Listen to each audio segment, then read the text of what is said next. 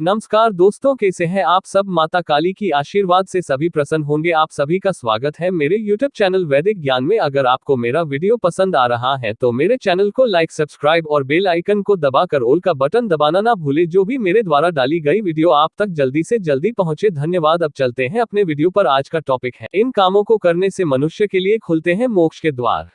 जो पृथ्वी पर जन्म लेता है उसकी मृत्यु भी होती है। मृत्यु इस जीवन का अटल सत्य है। शास्त्रों में कहा गया है कि व्यक्ति अपने अच्छे और बुरे कर्मों के अनुसार मृत्यु के पश्चात स्वर्ग और नरक लोक में जाता है।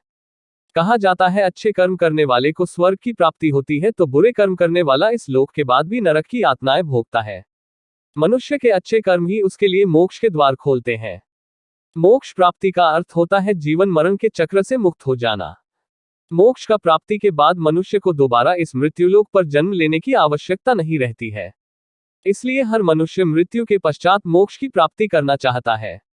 शास्त्रों में कुछ ऐसे कार्य बताए गए हैं जिन्हें करने से मनुष्य के मृत्यु समय के कष्ट कट जाते हैं।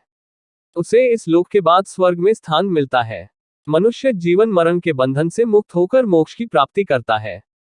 मृत्यु समय के कष्ट होते हैं दूर।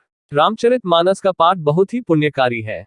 इसलिए मनुष्य को रामचरितमानस का पाठ नियमित रूप से करना चाहिए।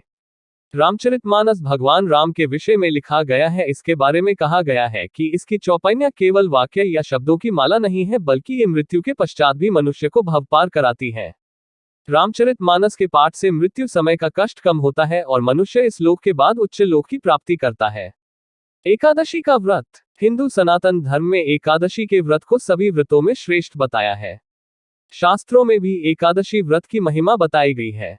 एकादशी व्रत के विषय में उल्लेख मिलता है कि यदि कोई मनुष्य निष्ठा और नियम के साथ एकादशी व्रत करता है तो उसे जीवन मरण के बंधन से मुक्त होकर मोक्ष की प्राप्ति होती है। मार्गशीर्ष मास में पड़ने वाली एकादशी को मोक्षदा एकादशी कहा जाता है। भक्ति का मार्ग। भक्ति का मार्ग मनुष्य के लिए मोक्ष की प्राप्ति के द्वार खोलता है, परंतु भक्ति पूर्ण लगन से होनी चाहिए। भक्त पूरी तरह से स्वयं भी भगवान की शरण में सौंप दे। सांसारिक बातों से कोई मोह न रखे। यह मार्ग अत्यंत कठिन होता है। आचरण और शुद्ध कर्म। आचरण और कर्म ये दो चीजें हैं जिसके अनुसार मनुष्य मृत्यु के बाद मोक्ष, नरक या स्वर्ग का भागीदार बनता है। भगवान श्री कृष्ण ने भी गीता है कर्म को सबसे ऊपर बताया है।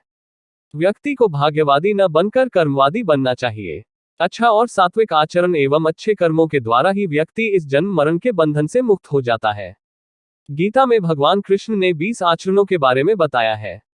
अतः आप गीता का पाठ करके इस मार्ग पर चल सकते हैं।